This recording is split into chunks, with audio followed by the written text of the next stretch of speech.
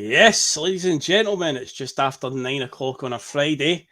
And you know what that means? It is time for that Friday feeling on the bus because Celtic are back in action again this weekend in SPFL action. A tricky tie, perhaps, hopefully not, but they are off to Easter Road at the weekend in Edinburgh. So we'll be talking about that today, as well as all the other usual Celtic news that's going on. And there's been a few things today that's broke, so that should keep us nice and busy.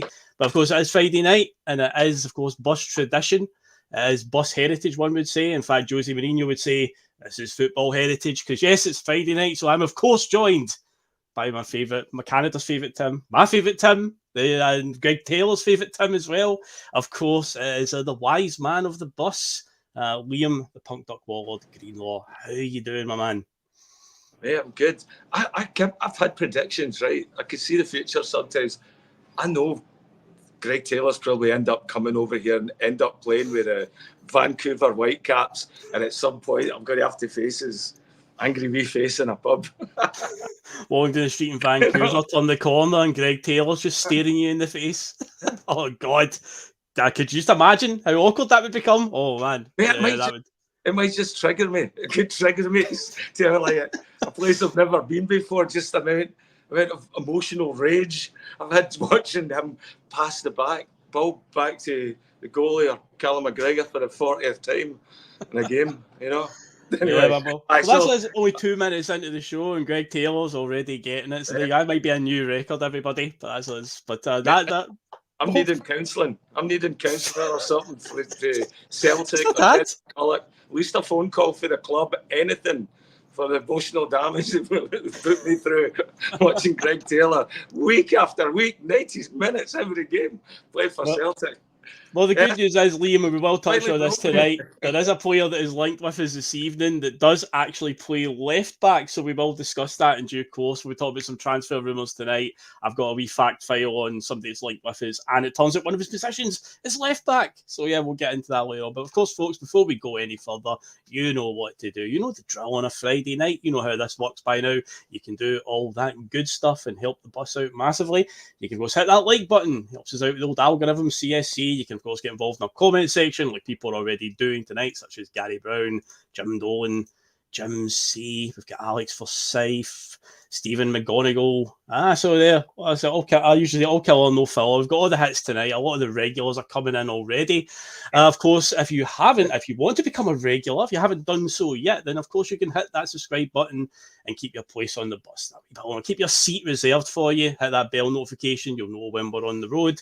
And wherever you wish, on whatever social media platform, then share the link of the Boise Bus far and wide. Spread the good news of the Boise Bus. And head over to piesports.com and use code BUS1888 and get yourself 12.5% off your tasty pastry treats. And with all of that said and done, Liam, I guess we'll get into that Friday feeling. We'll get talking about what's going down at Celtic. So, bit of breaking news today, Liam, out of nowhere. Although a few fans suspected this might happen, given that the guy plays an absolute power of football every calendar year. Callum McGregor has announced his retirement from international football. Are you thumbs up to that, thumbs down, or somewhere in the middle? How are you feeling about that news, Liam? You know what? I think it's the thumbs up move. That boy's played a lot of football, right? And I know he just might want to finish the game, not being one of the guys that can hardly walk and can't play golf or whatever. You know, he might have a really good professional exit plan. His was to stay at Celtic so many years. And he's going to do a Larson where he just commits to that, you know, and he's got it done it, you know. Maybe having Jack Grealish going to come up and play it here in the States or something, you know, or, you know, you can see them talking after the Man City game, you know. The other one's basically retired for international football as well, right? He may as well. That's right, so, yeah. I don't know. I think it's a professional decision. I don't think he was lighting it up with Scotland anyway. I mean, Steve Clarke plays a regressive style of football right now that I don't think benefits any player. Must get a wee bit frustrating playing that style as well. Yeah. So, yeah, I don't. You know, I think it's good for Celtic.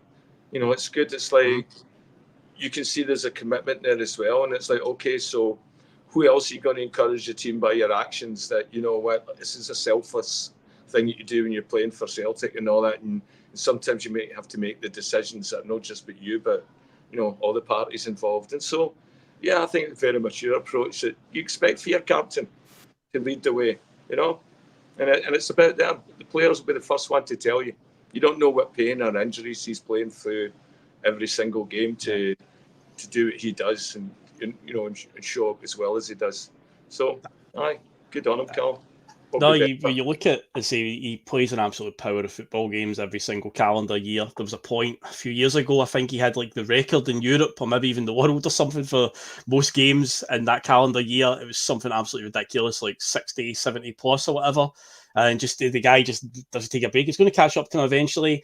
You might have heard the interview he did recently talking about the injury last season that he came back from, admittedly maybe a bit quicker than he should have, although it was all down to more just determination that he got through it, because maybe he was supposed to be out for about 12 weeks and he was back a little bit quicker, and of course he came on at Ibrox, didn't particularly have a good day that day, gave away a pretty slack ball that led to their second goal, but he said himself that I was just he wasn't scheduled to be back that quickly. Remember when he played with the mask on as well, he still had Scotland games in amongst that as well, so you're talking about him playing through injuries.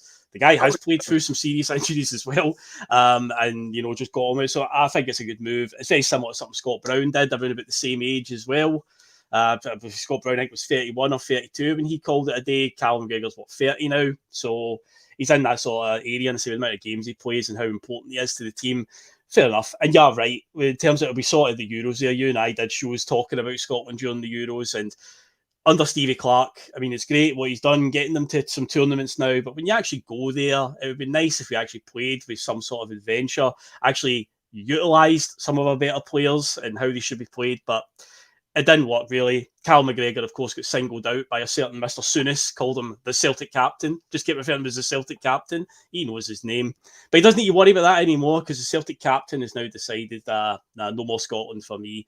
But yeah, fair enough, man. It can only benefit us in the long run, because he is so vital to us. And so with all the injuries that he plays through, the amount of games he does, you've got to imagine. It's a wise move, at this stage. I did see Scott Brown actually said something tonight about it, because United's game's on BBC Scotland live tonight, so I think he'd have a say on it as well, and just said he agrees with the decision. It's a wise move for him to do it, because it'll just help prolong his career that little bit longer, and hopefully we do see a sort of a new lease of life under McGregor, because there were points last season where it was a bit stagnant for him and it took him a while to get up to speed, but hopefully with no more burden having to go away for international duty, hopefully we can see the best of Callum McGregor going forward. Now, Liam, transfer news, let's get into it. I know every show there's some sort of transfer whirlwind going on, and whether it comes to anything, who knows, but encouraging signs, because I said at the top of the show, we're linked with somebody tonight, Liam, who does play left back. Oh my God, can you? What a time to be alive, Liam. I think it was just like last week we were talking about, we've only got one left back. We're not even getting linked with anybody that's a left back. But yes, tonight we are linked with Ghanaian international Jeffrey Schlupp, who plays for Crystal Palace. He's 31-year-old, born in Germany, but I say represents Ghana. But yeah, he's been at Palace for quite a wee while. He's actually been there since 2017. He played 33 times last season for them, so he's quite a regular, but he is a bit of a utility player. He plays left back, central midfield, left midfield as well. So evidently he's a left-footed player, but yes, he has got left back on his resume. He did play for Leicester City before, but not when Brendan Rodgers was there, because some people may think, it's Brendan Rodgers going back and just getting a player he once played for. No, he didn't. He played from 2010 to 2017 at Leicester, had a loan spell at Brentford in there. He did play his part in Leicester's miracle season, winning the Premier League. He played 24 times that season, so he did play his part. And he also won the English Championship as well with Leicester a couple of years before that.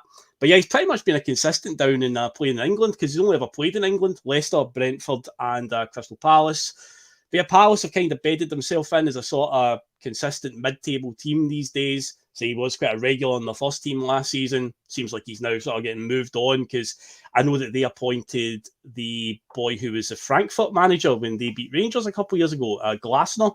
So I think he's moving a few of the old guard out at Crystal Palace, but it seems like this boy's name is now linked with us tonight. First of all, Liam, are you encouraged that it's a left back? It makes a change that we're actually linked to one. And two, is this the profile, the type of player we should be looking at with that experience he's got? I think it depends on this new system that we're. Fuck, I got a fucking fly jumping about me here. Craig Taylor's attacking you with flies now. It is, mate. East End voodoo. A plague of locusts. Yeah, you never know.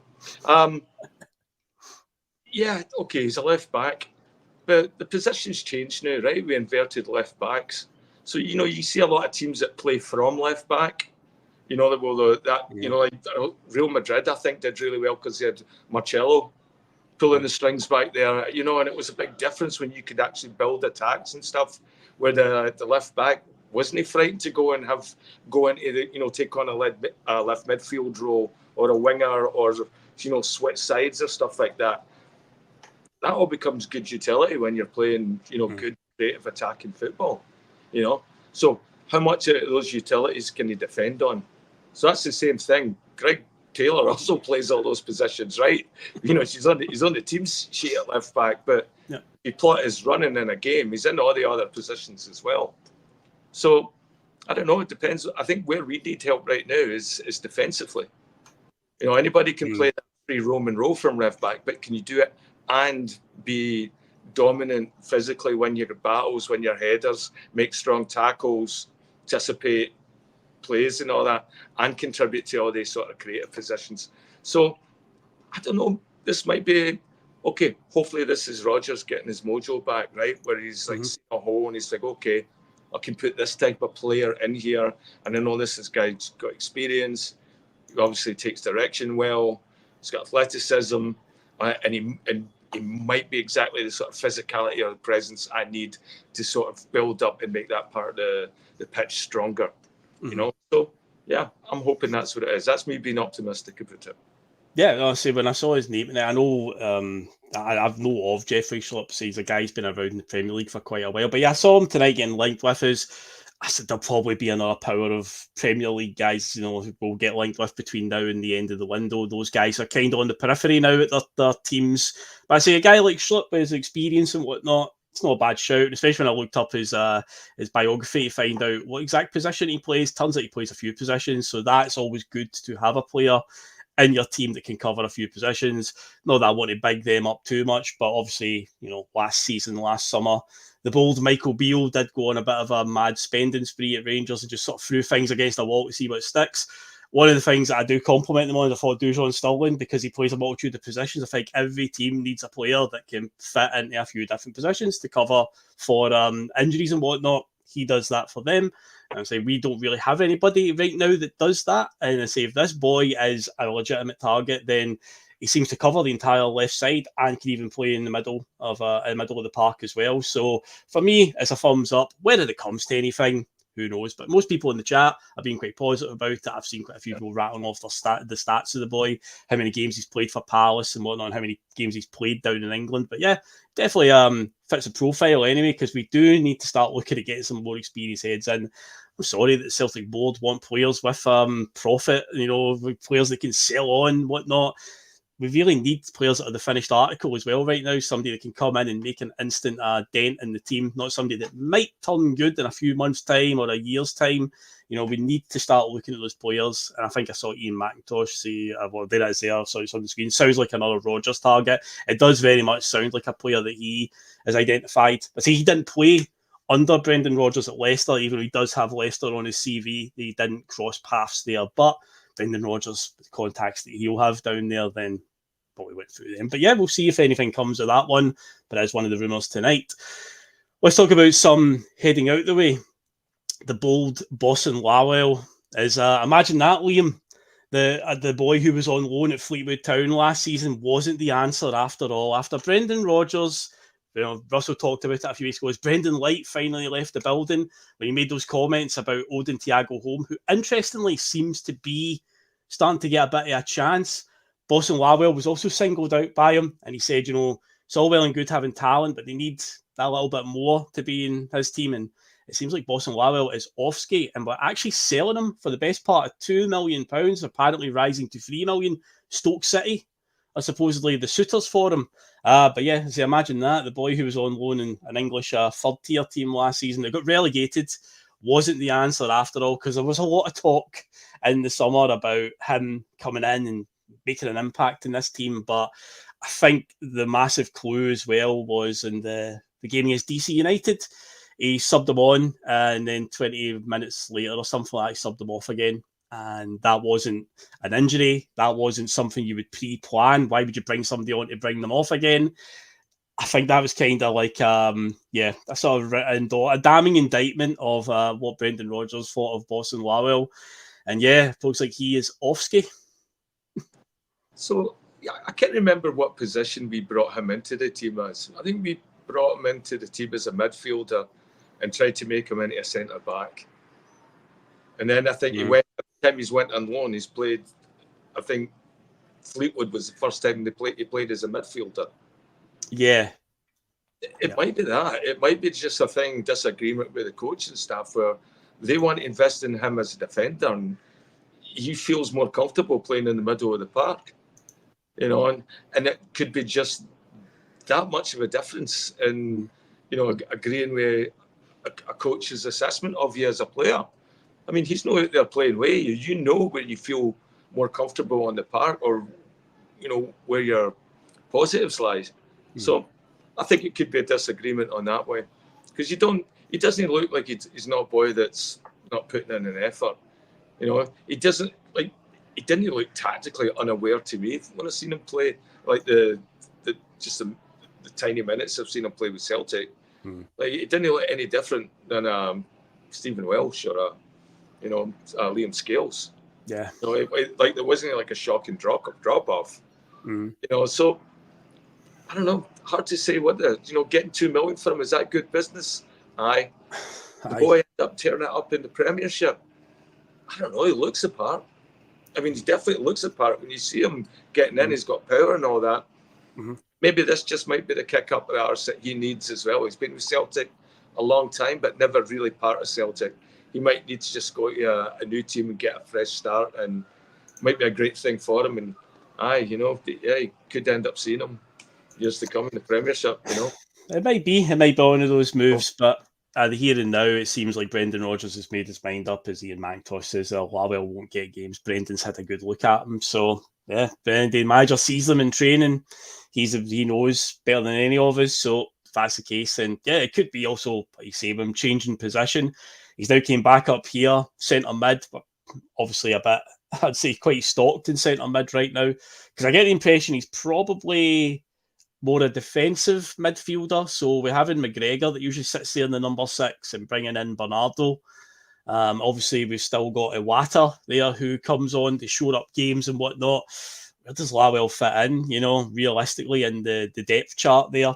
He's a bit far down the pecking order, isn't he?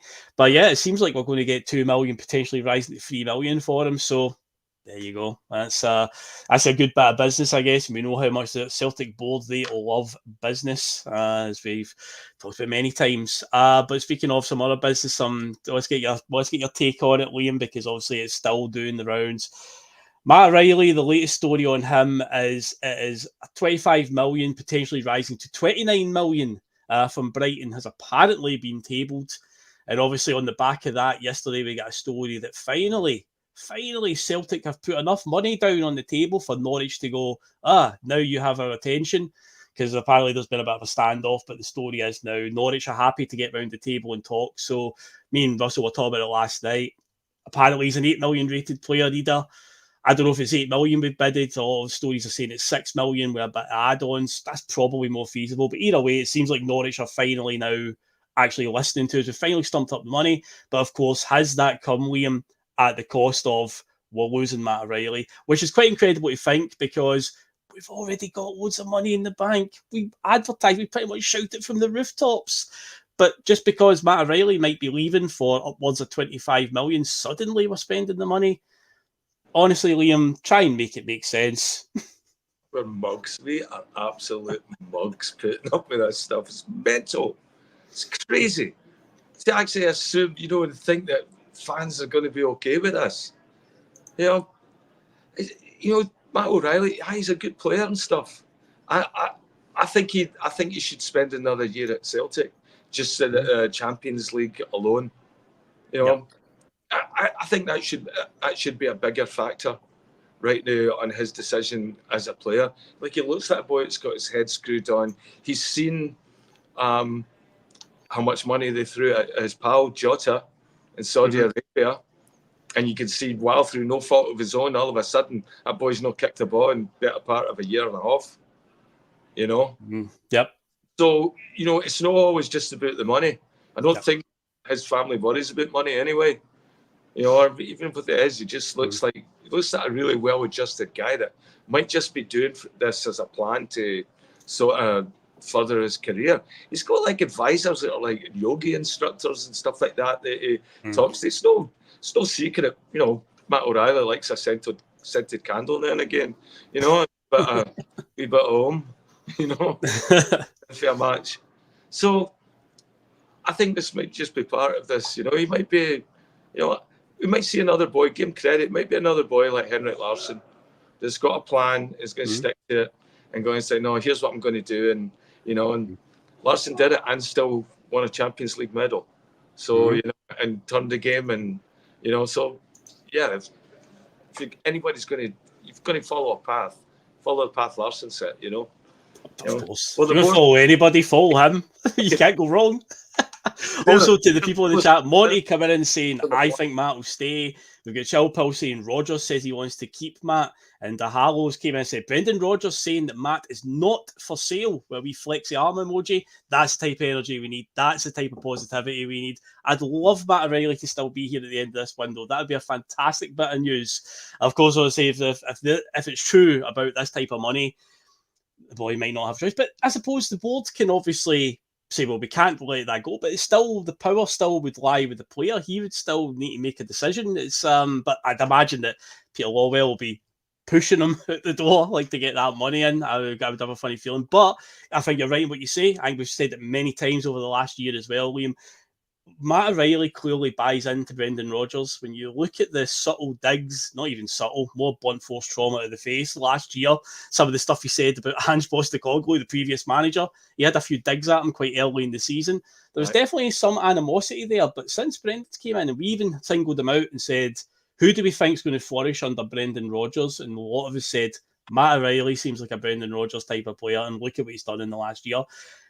I think last week as well, I put the poll up saying, do you think that Matt O'Reilly will still be here? And majority of the chat, I think it was 56% said yes. I still think there is still a chance there. Obviously, the money seems to be going up and up every time we get a new rumour of another bid. But at the end of the day, the power will lie with the player. And if he does decide that Brighton aren't selling it to him, aren't convincing him, then he might still be here. And that's just good for us, Liam. Yeah, you know, it's funny, Celtic, you know, one of the marketing strategies we've never approached is, you know, instead of marketing the club to the fans, how do you start marketing the club to players? You know, because we do have something different that attracts players and that we can pay off in different ways that a lot of clubs can. You know, you hear that for Joe Hart, you've heard that for people, Samras, like, people have played with our club, you know, and continue to have an attachment, you know. I think that's what he's not going to get that, right? He's not going to go around the world and get invited to Brighton supporters clubs and things like that. This isn't saying Celtic's bigger than EPL or whatever, but I don't know, there has to be an emotional attachment to sometimes the place you work. I've worked in places I didn't like going to before, and it was murder. It was horrible, you know, and, you know, that could be one of the things as well, where you hate the drive there, or you know, like Brighton, I don't know, it's a particularly nice place to live. I remember it for Quadrophenia. Seaside town. Aye, Quadrophenia, aye. Aye, it's still Quads and Rockers for all I know, you know. But I hope he spends time with us, or if he does get bought, hope he gets loaned to us for the Champions League then. You know, and then they could take him back in January when they're in the title push. You know, I think the club should be building stuff around him to see if, like, okay, if we can get him in a good Champions League, we can triple the money we get for him. We can make him one of the most sought after players in Europe if he has a good Champions League. And it's like, okay, so get all your Zen Buddhist teachers, your motivational counsellors on the room with Matt and say, okay, can you be this guy? Can you take advantage of this 8-game window and show the world, you know, that, okay, everything that you're projecting, everything you're manifesting, that you can be that player, right? Here's your chance, you know? So I don't know. I think I hope he's a wise man. and stays with the club. I think it'd be good for him. Yeah, it would be good for him, good for us, definitely. I say you can see the relationship with him and Brendan. I think that there's a good chance he'll still be here. But within that, if it's true again, say we're talking 25 million, there's the latest rumour, we're potentially rising to 29 million. Guess we just need to wait and see. And as we talked about last night as well, and obviously on top of back of what I just said there, it seems that it has prompted a story though that Adam Eder, we have got them around the table. So I'll get your take on it as well. Is it finally over? Are we finally going to get an end to the Adam Eder saga?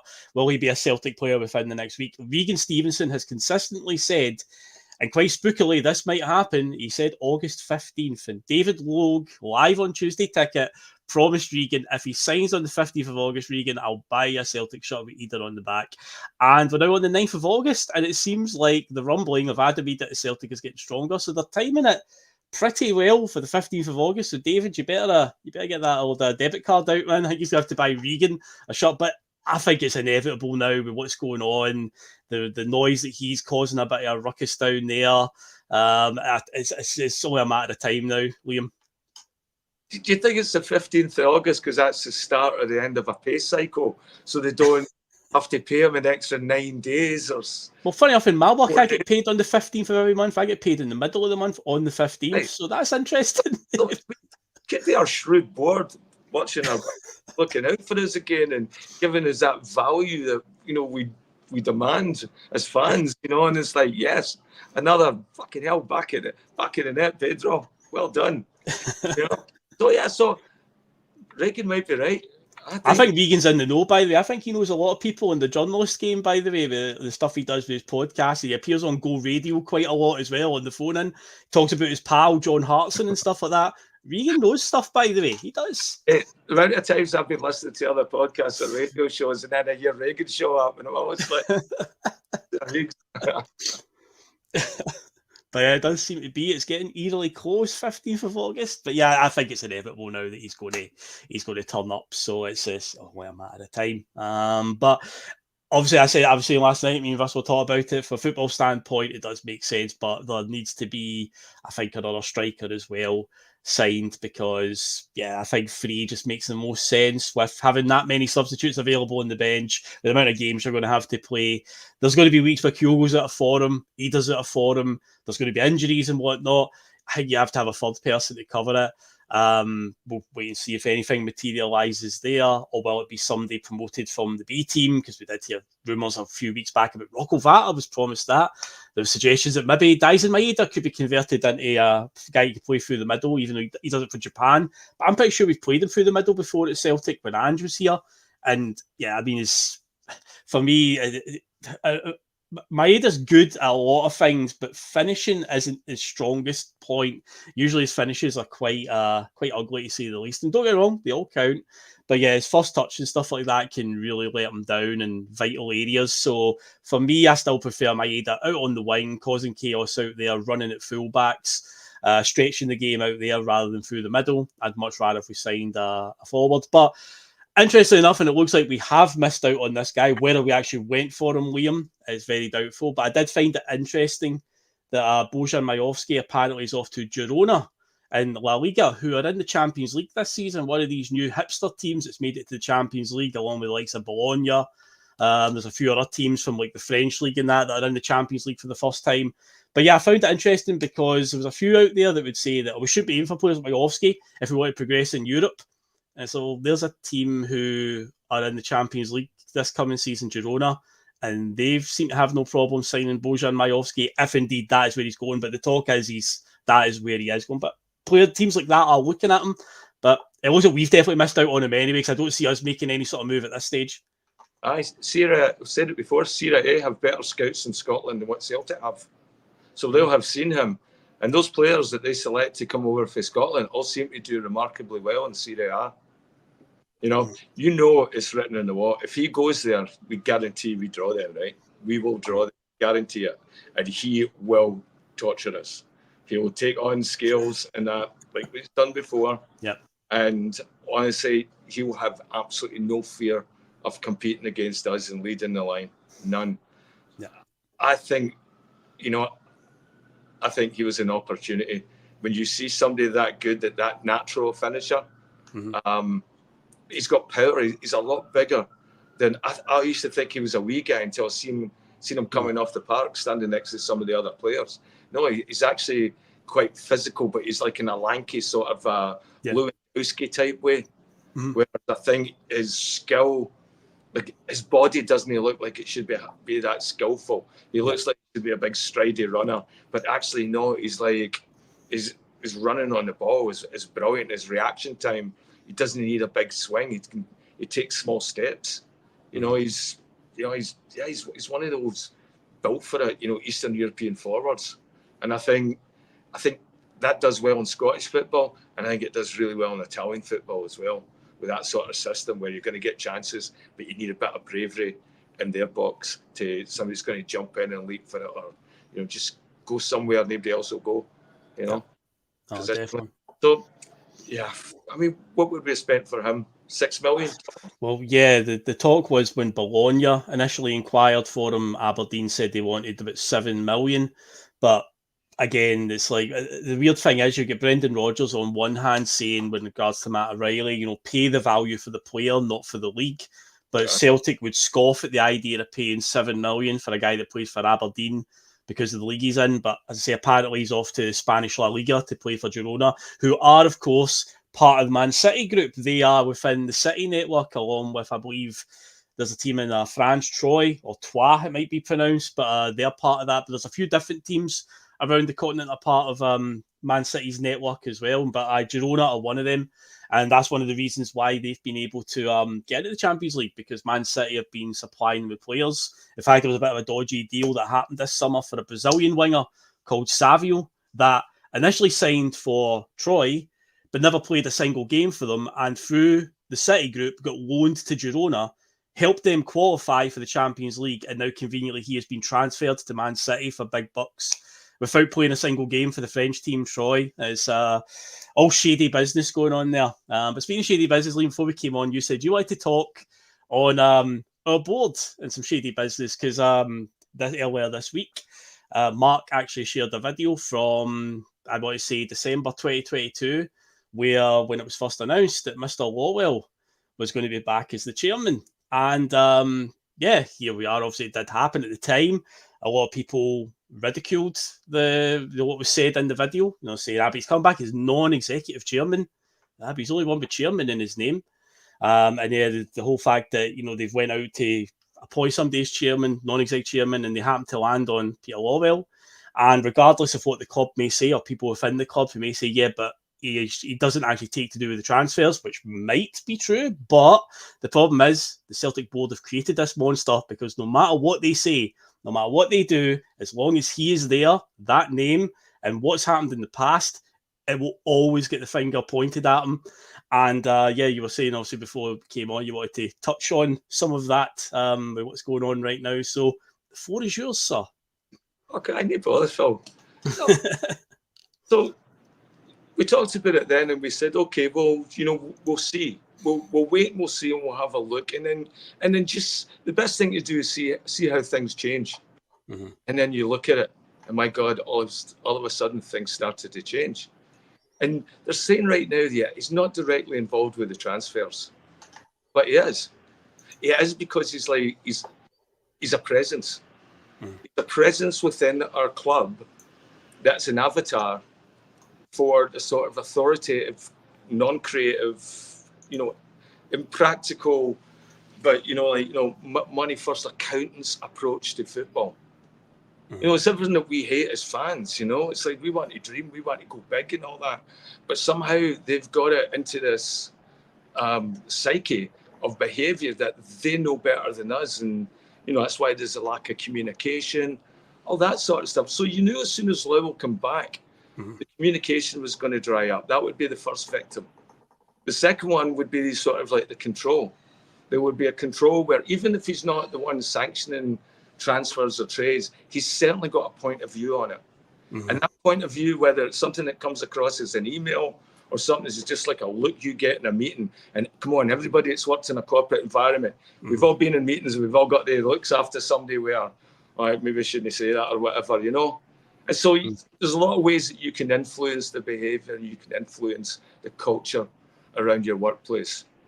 And right now, that looks like a toxic workplace.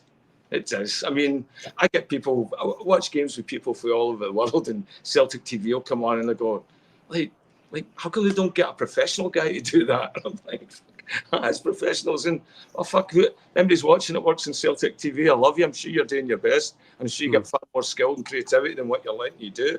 But it's abysmal. It's just so dire. It's so cookie cutter. It's a template. There's absolutely nothing going on with any imagination as Lyle was there. And I think we have to start being imaginative as well. Is that how we protest or how we show our, the fact that, feel like you're getting taken for mugs. How do you show that?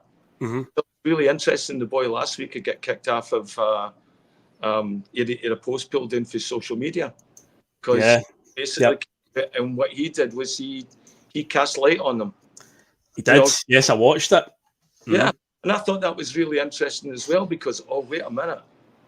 You don't want football players to be in the lineup. You don't want to have star players and things like that. You want to be in the limelight. But as soon as anybody puts a bright torch on you, all of a sudden you're pulling back and you're like, oh no, I'd rather censor that. I don't want people to look into too much of everything I do because even if you're not doing anything wrong, there's something about being exposed that's, it's horrific, and a lot of people can't deal with that. Fucking narcissist people like me and you and fucking boys. Fucking do it. But accountants don't. Yeah. They don't like being in. They don't like being in the spotlight. They don't like being in the focus. And I think the more attention you sort of bring to them, it's like, okay, if it's going to be all about you, let's make it about you. Maybe we should start selling the suits in the club shops. I mean, I'm surprised. They sell everything else in the club shop. They'll slap this club badge on anything. We need one with 3 stripes doing it, for the board. Yeah. It's like you may as well. You've sold the rest of the soul of the club, So we might as well do them up like NASCAR drivers with all the people that are, pumping money at them, getting free tickets and, part of the cabal. I don't know. I think to get creative. And I think one of the days you do it is like, it's sarcasm, it's jokes, it's being funny, it's having banners that just rip the living piss out them. So you don't have to be violent, you shouldn't be violent. But my God, it's like, it's just a shit feeling knowing that you love a football team, you invest so much into it emotionally, financially, some people, physically, everything, right? And yet at the end of the day, you've absolutely no control. It used to be you could buy a ticket, that was your control. Now it's such more bigger than that. So we said it before, I think he needs to be gone. He's his force there. I don't think it doesn't benefit the football energy and the culture surrounded people that want this to be a football club.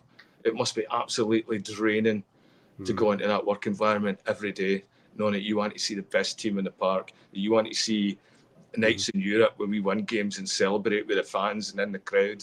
I mean, how would you want that? I know. Because you never did.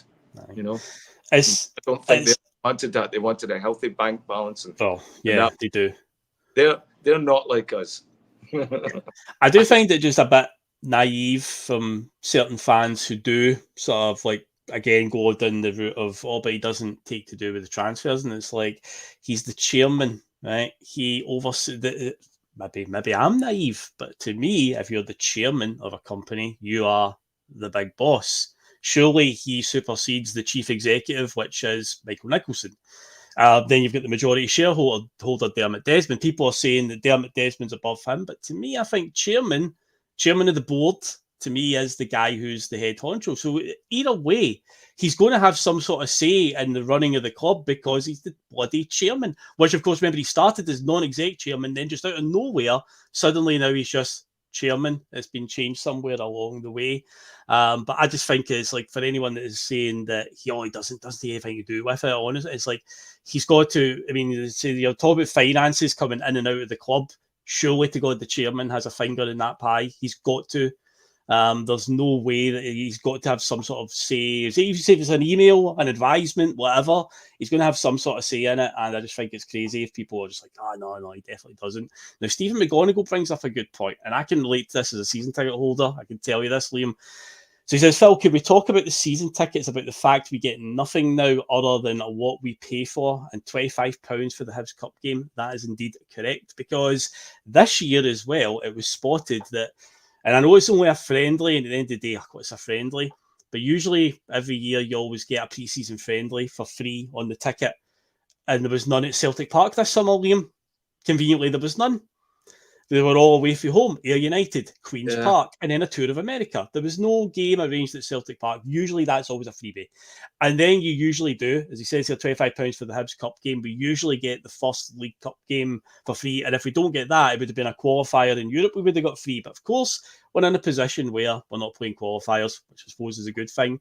But yeah, I can remember years back having to, the first League Cup game you got as a freebie at times as well. So it's changed massively, and yeah, we're literally getting what you pay for, and every year the price is going up.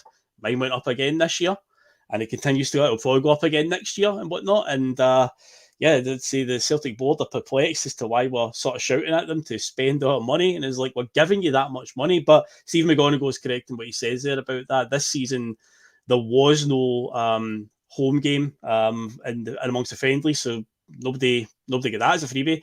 And come to think of it, was there even one last summer as well when Brendan came in? I'm trying to think if Brendan had a home game, because I'm pretty sure his first game at home would have been a competitive game. The Ross County game. I don't even think there was a friendly last summer as well at Celtic Park. They seem to be getting phased out now.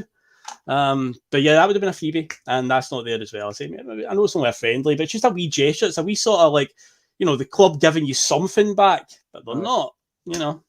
So Phil, let me ask you and some of the guys in the bus as well, and girls in the bus that have got season tickets. What do you get for that, right? So I've worked with Blue Jays and Maple Leafs and stuff like that, and like sports franchises and stuff, and you design a whole season ticket package, and with that season ticket package comes in a really sort of like, this is like North American stuff, right? Comes in a giant book. It's something nice about it. Comes with a special edition scarf. You go to your games that you get the free ones as well. And there's people outside that have co-sponsored that are handing you, a soft drink or a nice lolly or a new magazine or a, hair gel. You know what I mean? You go to your seat and there's a free T-shirt or something there that's a giveaway, or a hat. You get stuff like that all the time. Do you get any of that engagement for Celtic? No. The only thing you get offered when you come out of Celtic Park is, buy a windfall ticket or buy some of the overpriced food and beverages from the kiosks. That's it, really. And it's just more money going into the club. No, you get nothing. It's essentially what you pay for is your games. I'm on the home cup ticket scheme as well, as many fans are. So that Hibs game, I believe the £25 came out today. Whether I like it or not, my ticket is now activated for the Hibs game. But the way things are when it comes to games at Hampden that are balloted, you need to be on the home cup ticket scheme to have a chance of getting these tickets to big semi-finals. If we play Rangers and it's a balloted game, or you get to the cup final. I've been quite fortunate in the last, since 2011, I've been quite a regular at Hampden. I think I can count on one hand the number of games I never got in the ballot, and we've been to Hampden a lot of times since then. When you think about it, Liam, it's pretty much our second home. Phil, maybe it's because you're a popular YouTube star. away you. Absolutely, hee-haw to do with that. You're swaggering about Glasgow right there. Who's more recognisable on the bus? You are Russell's giving that up. You're the only recognisable one there. Hey, Regan's the one that gets stopped in the street, by the way. Regan tells us a lot of times that people come up to him. Yes, Regan's the rock star around here, mate. He runs the bus. But yeah, it serves the value. You don't get anything extra other than the league games you're essentially paying for. And the moment when it comes to communication, the only thing we really hear from the club is an email to say, hey, there's a new shot out. Hey, there's some new training gear out. Oh, there's a new DVD out on a book. Come and buy it, folks. But yeah. So it was interesting when Fergus first came to Celtic, and at one point he started referring to fans as customers. And that caused a lot of people to lose their shit. They just couldn't get their head around that. And it was funny because board and all that were quick to pile on top of all that as well, and just keep that going, because when you're a customer, you've got expectations. When you're a customer, there's an agreement between what you're buying and what they're selling. That there has to be standards and consistencies and communication. I can't ask you what I'm buying, what's going to, what are the ingredients in this? Just like, well, what players are going to be in the park? Well, trust me, they're going to be good ones. Well, who's the left back? Well, same guy we've had the last couple of years. He's shite. It's just like, well, what are you doing here? This isn't a good customer experience. I read a text this week, a guy that was, he was done. I think he was probably my age as well. And he's just, I'm fucking done with this sport. And it's like, wait a minute. I mean, we're playing great football right now. Team's looking good and all that. If it wasn't for this ongoing soap opera, is he staying? Is he gone? Are we getting him and that? We'd be in a good position, and the board's brought this on themselves. We should be in the milk and honey days, just having a laugh at what's going on around about us, Should. But we've been denied that. No, we definitely have. But Liam, we'll move on to something else now. We're talking about commercialisation and whatnot with the board. And you, of course, being an artist, I always like to get your opinions on this. There's another new kit on the horizon. Surprise, surprise. Have you seen it, Liam? Have you seen the rumoured third kit? It looks a bit... What is this? This will be the put 3 stripes in this Celtic badge on it. There you go. Apparently that is the rumoured third kit. This army fatigues, camouflage, whatever you want to call it, themed. And if for me, I don't know if I hate it or like it. I just think the shade of green is always a bit, when it comes to army camouflage, they say the colour of green that they use is more mixed with sort of browns and beige, and it's like, it's not really my cup of tea, that one. So I'm kind of like, I don't know. But yeah, apparently that is the third one. It's on sale in some stores in the US already, so it's kind of been put out there. But Liam, as an artist, what do you think? I'm not an artist. Well, I also worked in advertising for years. Like Levi's and Adidas and stuff, right? And so this thing, to me, this has got somebody like no connection with the history of the club, not knowing what they're doing, or the most ballsiest fucker on the planet that swaggered in like a kneecappers t-shirt now, fucking green leather glove on his hand, Green Panther, So it looks like could have been one of they two designed it. At one point, it looks very paramilitary. Yeah, I was thinking, okay, I thought we were trying to shake that image. It's like, okay, we'll get rid of the songs, but hey, we brought you back I mean, when you look at a place, it was just Stone Island brought them out, and you had a wee get the badge in. I mean, put the Celtic badge on there. Get the badge in. God, I mean, the green, what would you call them? The casuals or soccer SC or whatever they were called back in the day. Celtic, they look gallus in them. I mean, our hooligans will look absolutely gallus. That's an absolute plus. Do the whole Adidas vibe, and I think you got this like bulking sort of badass thing going on, and again, love kneecap right now, so get the balaclava back as well. Monty says free ski mask. That was what I said on Twitter. It says it come with a free balaclava. Should. Yeah, that's what I was thinking. Oh yeah, we if I have 420 saying that, yeah, free balaclava included. Phil, we can't confirm nor deny that one. Well, I bet they don't roll out scales for that one. Or that to beat her. We'll bring Anthony Stoke back. We'll get him. Oh Jesus. Doing one to the sky, wearing the new strip. I mean, it's ballsy. I mean, it's like I've been back in the table there. Is this the end of woke where we're going back to our roots? I mean, it's a bit of a ballsy move, yeah, yes. I mean, maybe we should get Zelensky on the back, He'll probably end up rocking up at a conference wearing one, It does actually look like a jumper that Zelensky's kicked about with the things you see him at in recent years. It does look like that. Aye. So that is apparently the third kit that's coming, which is a million miles away from the one that I saw a few months ago. It was like a computer render, and it was nothing like that. So I was like, well, somebody's got their wires crossed somewhere, but it is on sale in some Adidas stores in the USA. So I think we could pretty much take it that it is confirmed, because the other two kits were also leaked in a similar way. So you've got to imagine that that's it. But don't fear not, I'm sure there'll be a fourth kit as well. around about March time again that ties into our roots as they've done for the last 2 years, and something Irish themed. They did it, let's say, March the last 2 years, around about St. Patrick's Day. So I'm sure that a 4th kit will come along as well. In fact, last season there was 5 kits, Liam. There was also a special anniversary edition of the hoops where they did the badge, but it was white out, so it didn't show up on the white hoops. And it was just like green and white, but the Adidas stripes were green, so they blended in with the sleeves as well. It was one of the nicer kits they did, but it was a limited edition thing. But yeah, we actually released 5 kits last season. Yeah. We're going to release 6 this season. Who knows? I wonder if we'll do a version with a poppy on it. Yeah. Well, that would be ballsy. That'd be brave. Yeah. Yeah, just a bit.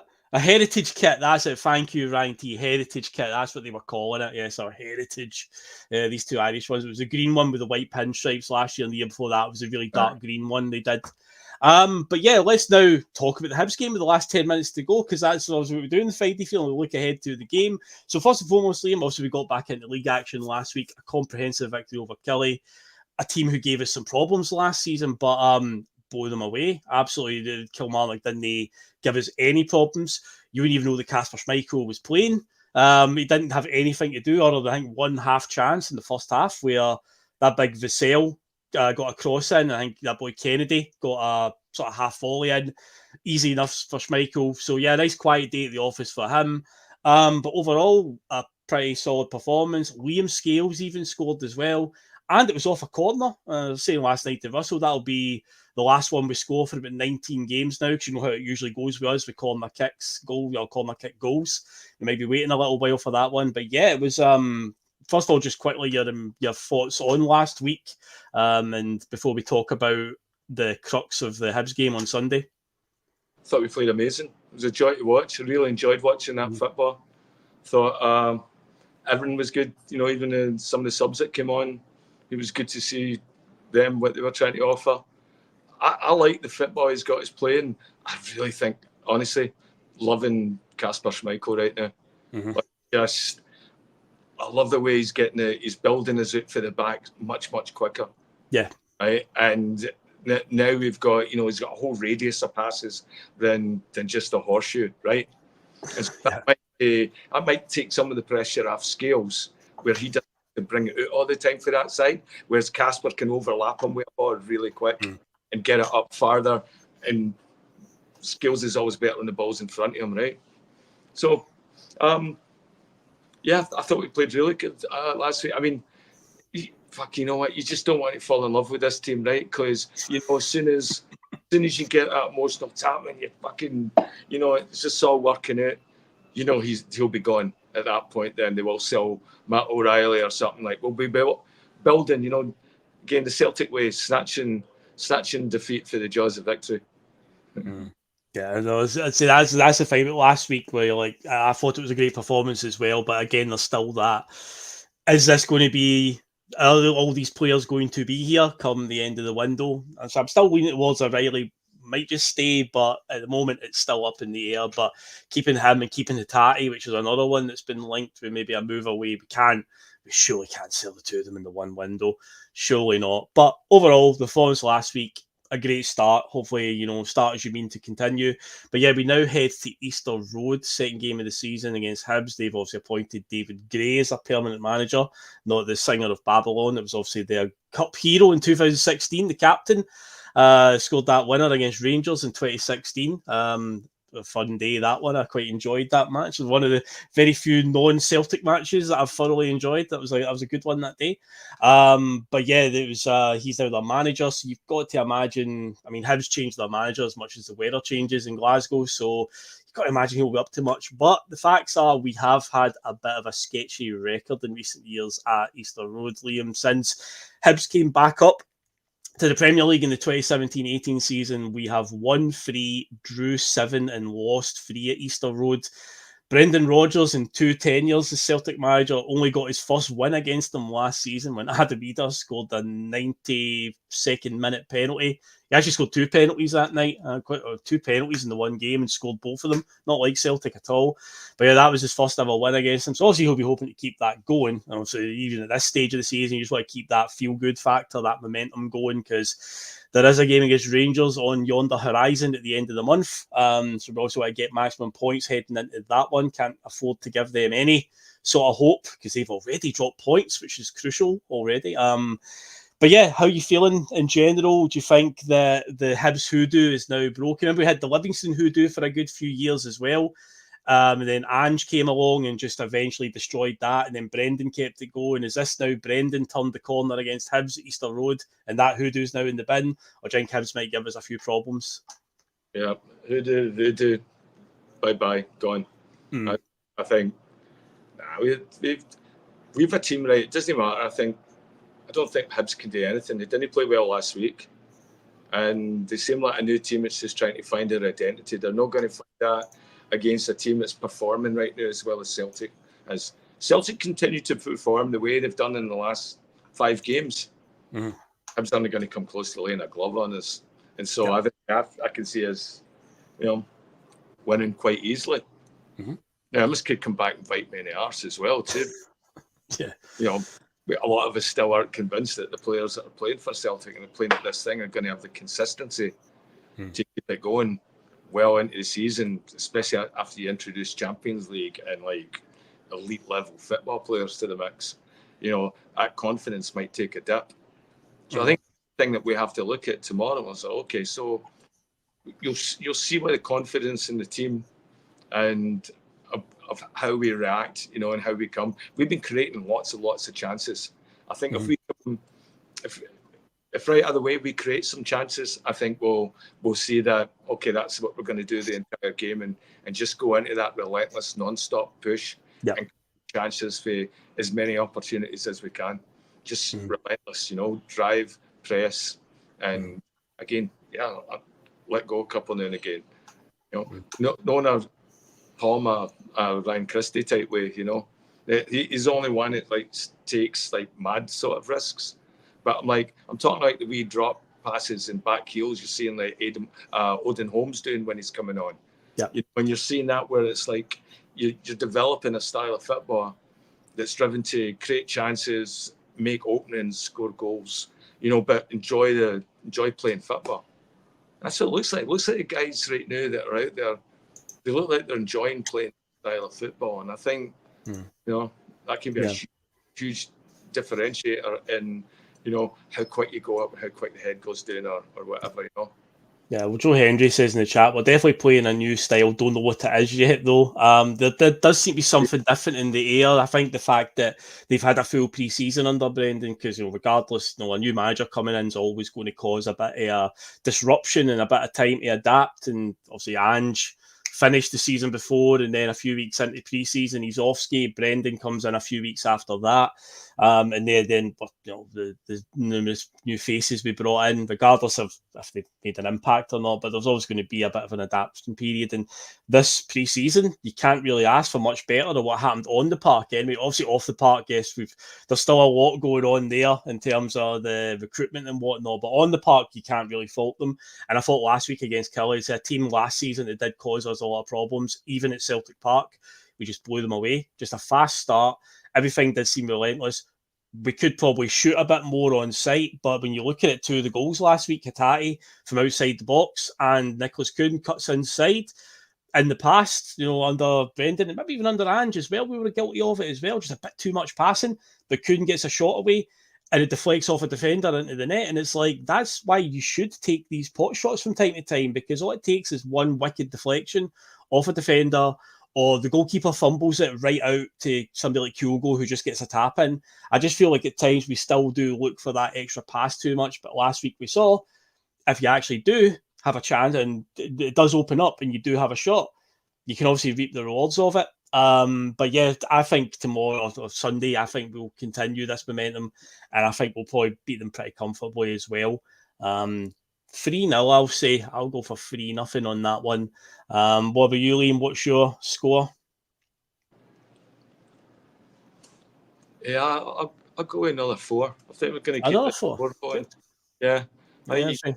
see it right now. Yeah. Who's Fours right now for you? Yeah, involving the fours. Who have we got for referees in VAR this weekend? Because actually, funny you mention that. Did you see the headline that the new head of VAR in Scotland is a former English Premier League referee, John Moss? So there can be no accusations from either side of the Glasgow divide that he leans towards this one or that one. They've actually went and appointed a neutral person, because we said last season, it was brought up at one point, there was an incident in Turkey where they decided, after a load of trouble with fans attacking referees and whatnot, and I think Galatasaray had been very heavy-handed in their sort of like dealing with the Turkish FA. The Turkish FA brought in foreign officials to deal with the VAR. Now, of course, we're still going to have Scottish officials running the VAR, but now the head honcho of VAR, the guy who's like the go-to for it, is actually not connected to Celtic or Rangers. You can't find any like, because he's a neutral essentially. So that's a step in the right direction. It's not fully cleansed it. I mean, the swamp still needs drained there, but it's a step in the right direction, at least getting a neutral body in to have such an important job. Well, as if he could make a decision. I mean, I think that, okay, the handball one that Rangers had with Conor Barron. Conor Barron, yep. That was the Goldson book of handball, is that one, right? So I thought that was like the Conor Goldson ghost of, Rangers. It was just like they just left a hand in the box just to help out, How that didn't get called, I don't know, because he does motion towards it, and if you're doing that, that is a handball. So I don't think I think it was diehard. The other thing that annoyed me was lack of protection of Kyogo. That's hard ball to go in for a thing. Then both times the keeper left one on him. So I'm coming out, but I'm taking you away. Now, if you go past a player and the ball goes past the player and his hand touches your foot on the way. We've seen people go down against us countless times. Yep. Where, after Borac outstretched, just touches guy's foot and he goes down. Hell, Kyogo was absolutely body slammed into something that wouldn't look any out of place in the WWF. Yep. NW, he's fine. Yeah, I can. You see, last week in the stadium, and again, this is something that I've said loads of times, and anyone else who's in the chat knows this fine well from being in the stadium. They tell you nothing on VAR, because when it happened, and obviously Don Robertson was like, no. I think there was like a brief, like he got a communication in his ear, and then was like that. No, I think if it was offside, because obviously we learned this with the Rangers game back at Christmas, right?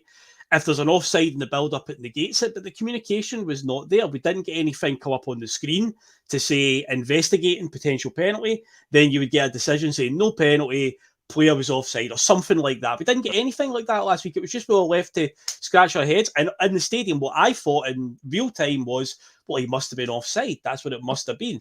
But then I saw the replay and I'm like, it's not really clear cut, is it? You're supposed to, and they don't really stick to it. You're supposed to give the striker the benefit of the doubt when it's that close. And Phil, if you watch that replay, the ball goes in, he takes him out. Then the defender takes the ball and plays it back up into the park again. Yep. And there was 2 or 3 passes before Celtic kick it out. So he didn't call the play. Yep. He called that and he let play on. So he wouldn't have let it play on if it was offside. Like he didn't back on. It's still, so if it was offside and he wasn't going for the ball, he still got flattened. I mean, that was just, I mean, that's what's frustrating. It's funny. I thought this Euros refereeing in VAR would be good. I thought it was actually quite good at the World Cup. I thought, okay, if this is what we're getting, this isn't bad, right? And the right, there was not a lot of dissent among it. And now it's got worse over the years with the VAR decisions are just as puzzling as the referees, Well, they did. I don't know if you saw this, but at obviously the Olympics are going on just now. At the Olympic football tournament, they have been trialling the referees talking to the crowd after a VAR decision. I did see a few games I've managed to catch during the Olympics there, and there was one I was watching, and it was a Canadian official actually. He goes to the screen to review it. It was a penalty, I think, was given to Morocco, I want to say. And when he comes back on the park, because he's got a microphone on, he addresses the crowd and tells them what happened and why he's came to that decision. So they've obviously used that tournament to try and trial it. Will it ever come to something here? Probably not. You probably won't hear the referee from all the boos anyway, so you wouldn't be able to hear what he's saying. Just a close up of John Beaton just like seething into the microphone. I hate him. You know, and he not even been able to hide it. You know. Yeah. Oh, remember that look, that sickening look on his face in the free each game where he was going over to the and he knew I've got to give a penalty here at Ibrox against them for a Conor Golson handball. Yeah. After about 8 or 9 of them that he got away with, that look on John Beaton's face, he was sick to his stomach knowing that could you imagine having to address the Ibrox crowd with that one? Oh, it was like just something about a Steinbeck novel or something. Why did he hurt you?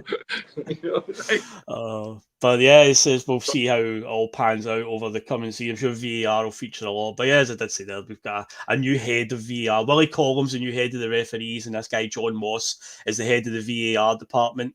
Let's see if that changes things for us. There's not much confidence there because the English Premier League have had just as many problems with VAR as we have.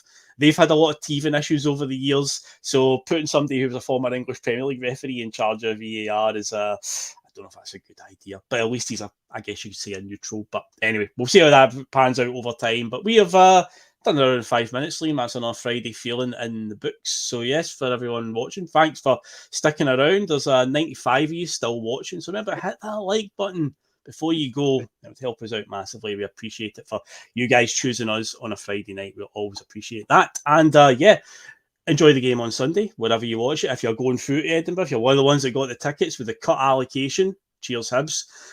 If you're going to be watching the TV, wherever you're watching it, if you're like Liam, watching it in another country, 8 hours behind, there's an early rise, a good early rise. Last week, it was a bit of a normal morning for you, but you're back to your roots now. You're back to a 4:30 kickoff. That's what you love, Liam.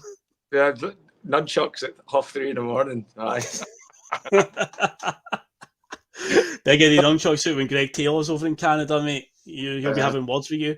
But yeah, guys, we're off ski, so enjoy the rest of your weekend, and hopefully Celtic make it a very happy weekend for us on Sunday. Look out for, of course, PMP. We'll be on after it. But of course, you'll know that if you hit that subscribe button, guys. Remember, hit the subscribe button, hit the bell notification, and you will be aware when it's on the road. We're out of here. Enjoy your weekend, guys, and we shall catch you later. Ciao.